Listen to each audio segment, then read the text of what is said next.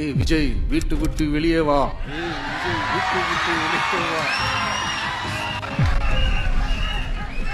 இப்படியெல்லாம் தலைவர் கிண்டல் மூட்ல இருக்காப்ல. மீதி பார்ப்போம்.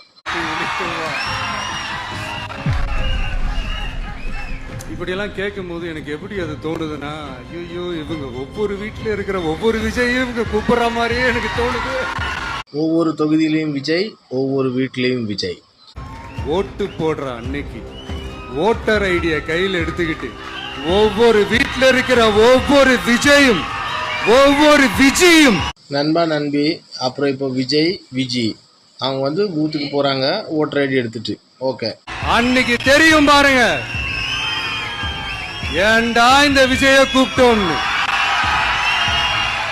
அன்னைக்கு தெரியும் பாருங்க ஏன்டா கூப்பிட்டோன்னு. இப்படி பேசினா உடனே இவரு நான் சினிமாவா இது அப்படின்ட்டு.